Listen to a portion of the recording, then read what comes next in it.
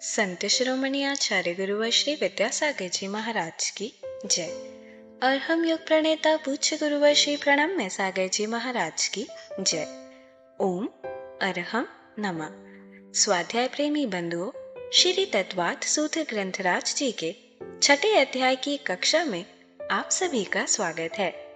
इनते हैं सर्वज्ञ देव द्वारा बताए मनोविज्ञान की कक्षा की ओर और समझते हैं जीव और पुद्गल के मिलने से होने वाले कर्मों के आश्रव को।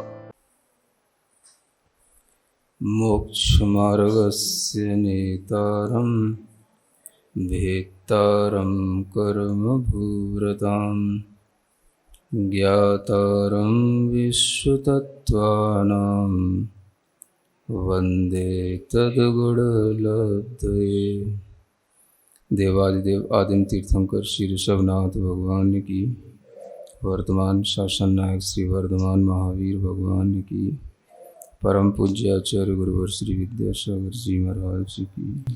और आप देखोगे समाज में चार लोगों से कोई बात पूछोगे किसी के बारे में, कोई आप चीज़ खरीद रहे हो, किसी बेटी का कहीं विवाह कर रहे हो, कोई मकान वगैरह ले रहे हो, है ना, चार लोग अच्छा कहेंगे, एक लोग जो बुरा कह देगा या एक कोई इसमें कमी बता देगा, उसी में आपका दिमाग खराब हो जाए। तो ये जो अरति का भाव इस तरह से कसाय पैदा कर देता है ना। और फिर इसी के साथ में जुड़ जाता है शोक भाव। आश्रव तो जो अरति भाव करेगा उसको होगा, और अगर उसने इस उद्देश्य से कहा है कि इनका दिमाग खराब हो जाए तो उसको भी होगा।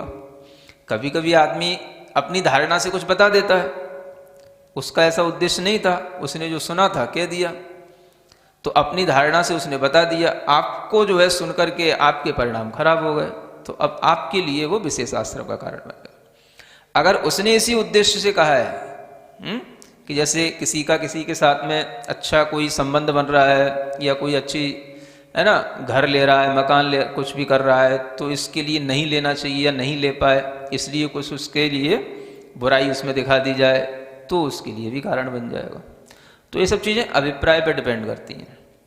तो इस तरह का भी अरति भाव होता है। अथवा किसी को ऐसे स्थानों पर बांध करके रखना जहाँ पर उसको कुछ भी अच्छा ही ना लगे, रति उत्पन्न ही ना हो, है ना, ऐसे बिल्कुल जो है उजड़ स्थान जिनको बोलते हैं, जहाँ पर कि पहुँचने के बाद में किसी को कुछ अच्छा ही ना लगे और उसमें उसको बंदिश बना करके रखा जाए, तो वो भी अरति के कसाय की उत्पत्ति के लिए निमित्त हो जाता है।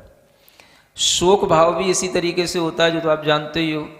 स्वयं शोक करना, शोकाकुल होना, और दूसरों को भी शोक में डाल देना, या दूसरों भी शोक में पड़ जाएं, इस तरीके का कोई भी बात कह देना, है ना, कोई भी तरीके से उनके सामने वह दुखी हो जाए, इस तरीके की बात किसी ना किसी रूप में उनके सामने पहुंचा देना, और इस तरीके की कोशिश करना कि इस आदमी की खुशी जो है चली जाए। तो देखो हम कैसे करते हैं, तो कुछ ना कुछ मैसेज कर देना, कुछ ना कुछ जो है उसके पास में समाचार पहुंचा देना। ये सब शोक जो उत्पन्न किया जाता है वो, और जो उत्पन्न करता है वो, दोनों के लिए ही वह इस कसाय के आश्रव के साथ में होता है ना। ऐसे ही भयभीत स्वयं होना और दूसरों को भी भयभीत करना।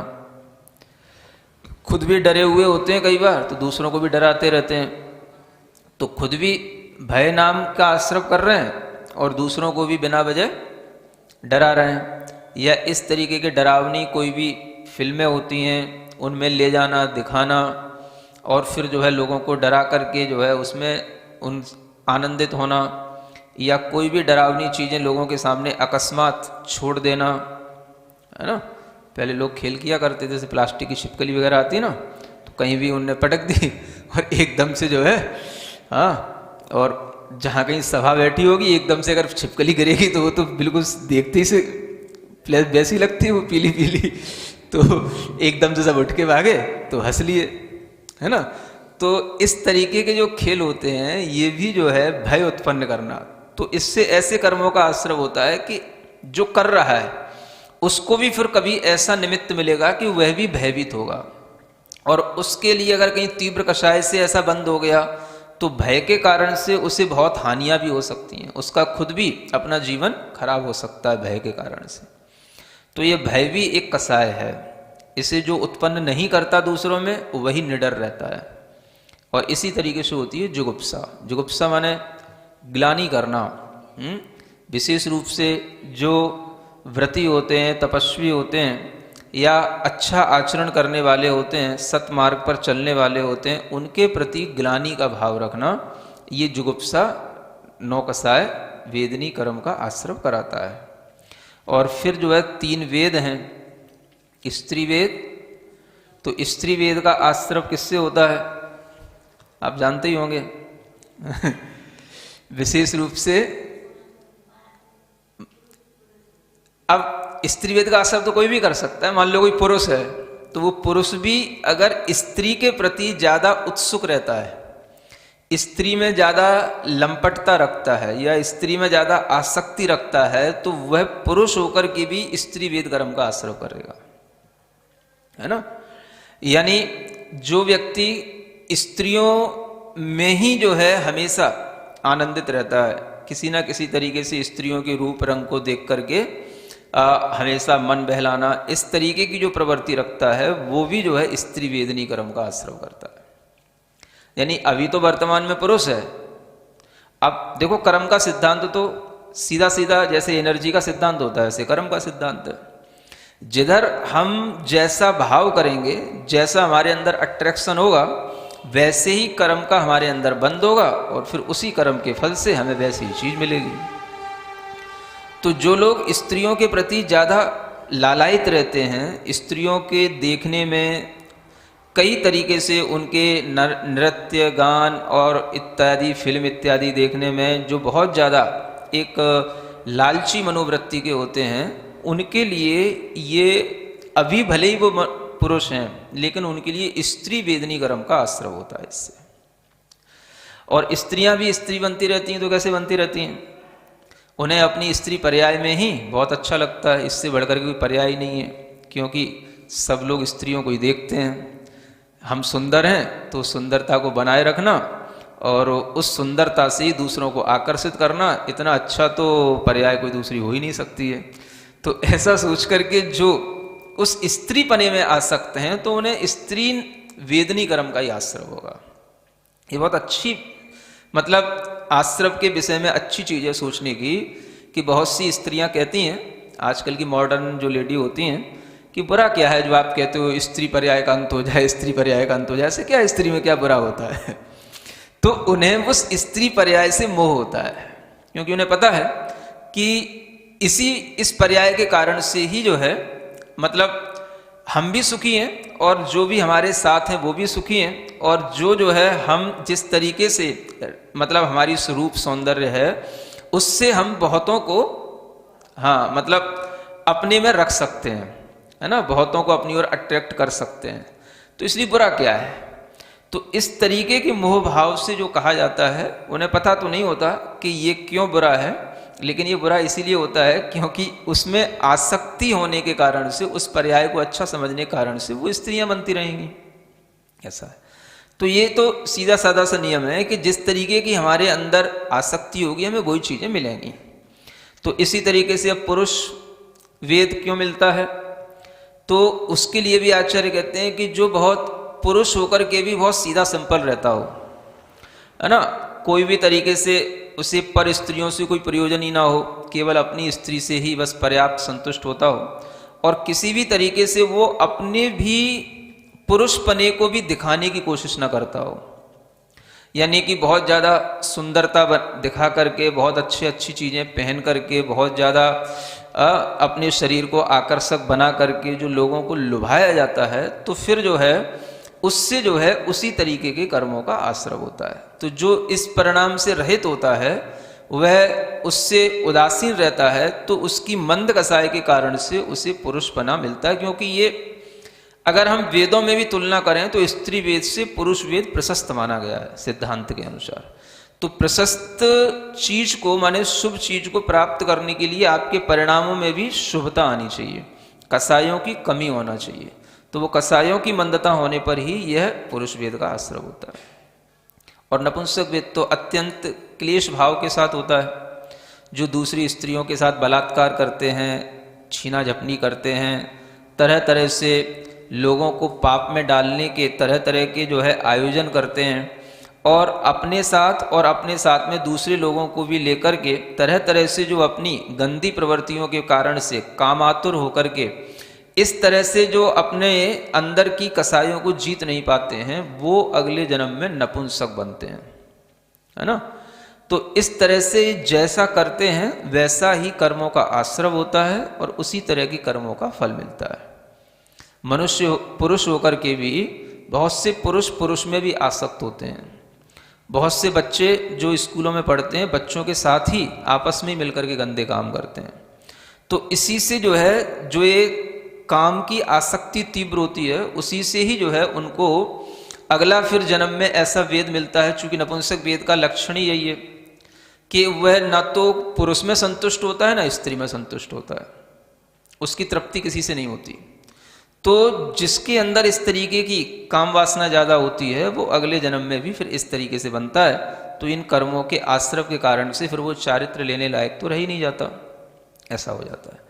तो इस तरह से ये सूत्र में तो केवल कषाय लिखा हुआ था, लेकिन कषाय में 4 बड़ी कषाय और 9 कषाय, सबके आश्रव के अपने अपने कारण हैं, वो सब इसी सूत्र में गर्भित हैं। ऐसा समझ करके जिन्हें अपने चारित्र मोहनी कर्म का क्षयोपशम बढ़ाना है, जो कहते रहते भैया क्या करें, चारित्र नहीं ले पा रहे, क्यों नहीं ले पा रहे, चारित्र मोहनी कर्म का उदय है।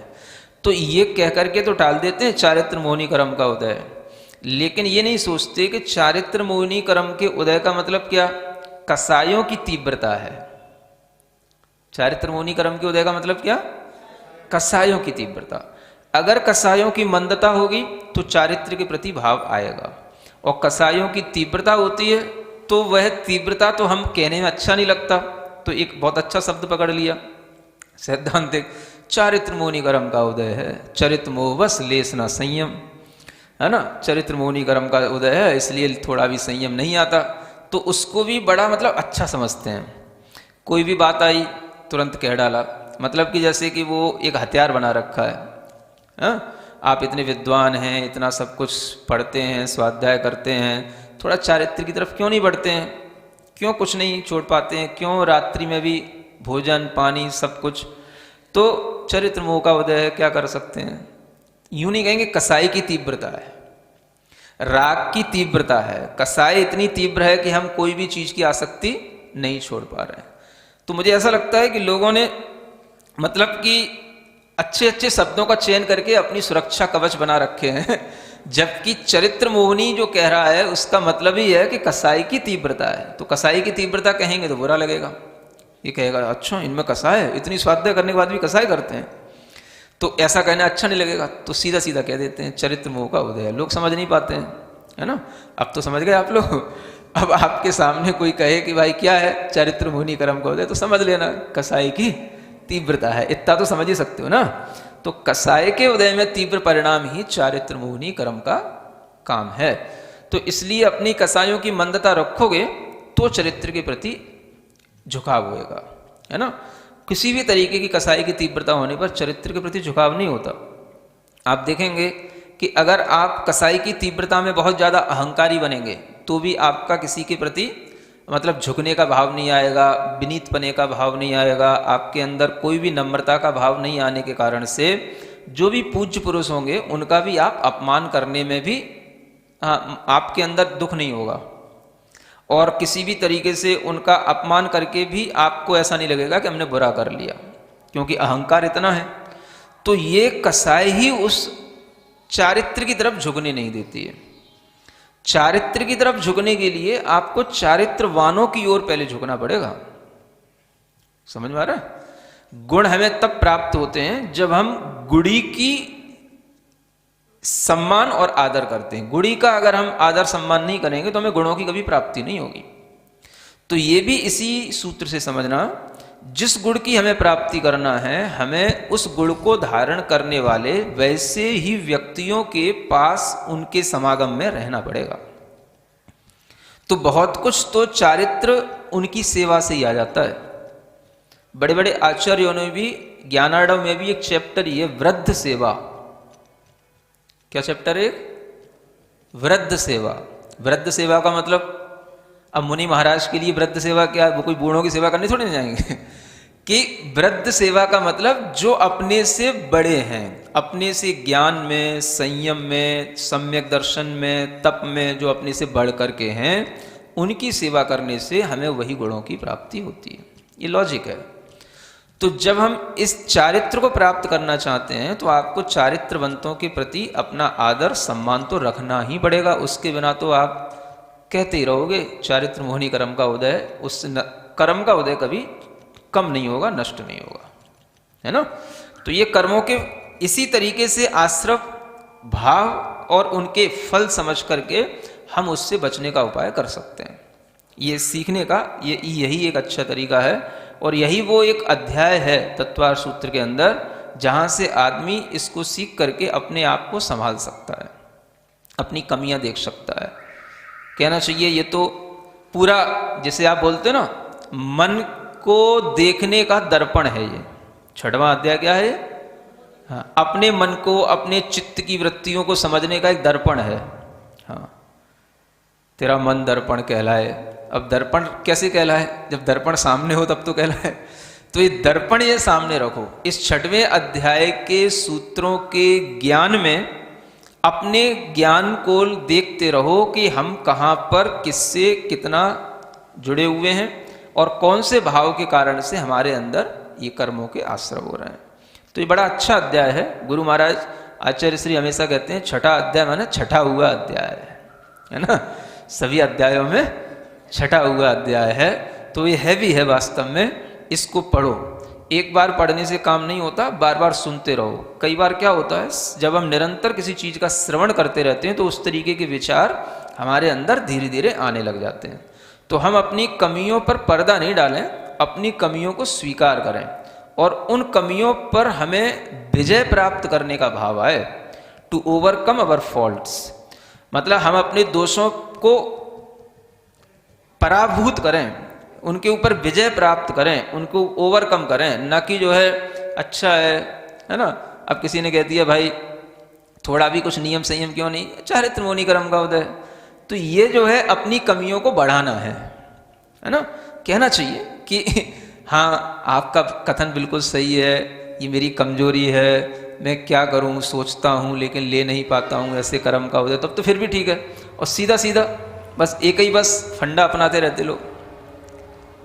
नहीं समझ आ रहा, नहीं देखा ऐसे लोगों को तो आपको ये जानना है कि ये भी अपने आप में एक कसाई की प्रवृत्ति बन जाती है ना। ऐसा बार बार कहना भी अच्छा नहीं होता है।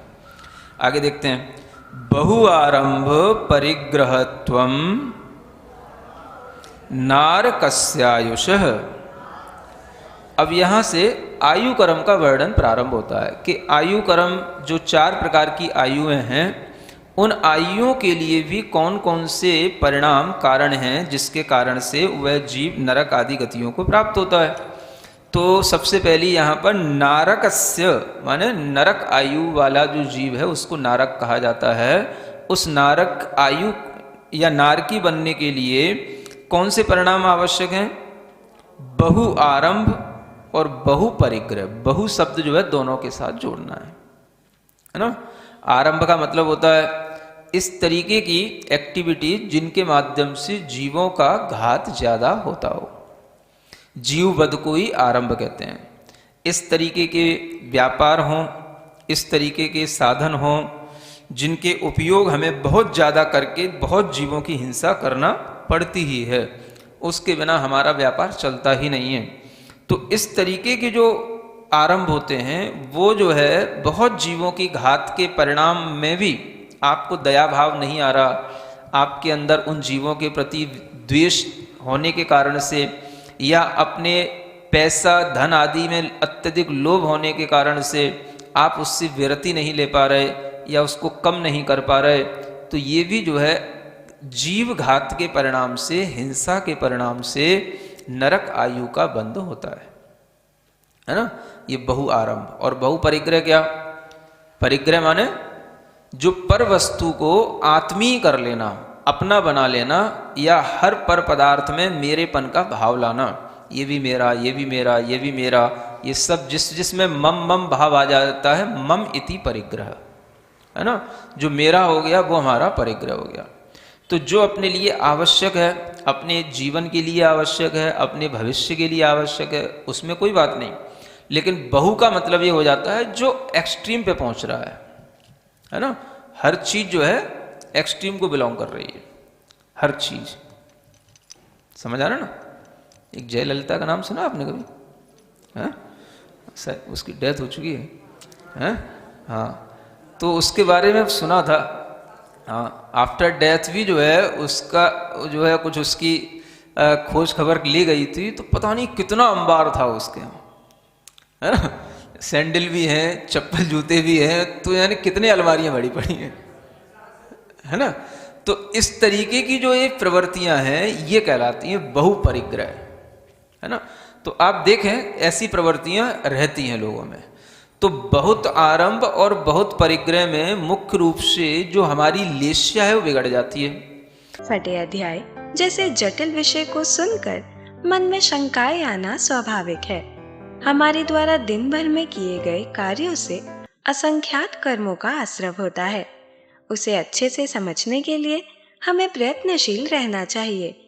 यदि जैन साइकोलॉजी संबंधी कोई भी प्रश्न आपके मन में स्पष्ट नहीं है, तो बिना किसी विलंब के आप अपनी शंकाओं को मुनिश्री तक पहुंचा सकते हैं, क्योंकि आश्रव के कारणों को समझना हम सभी के लिए अति आवश्यक है।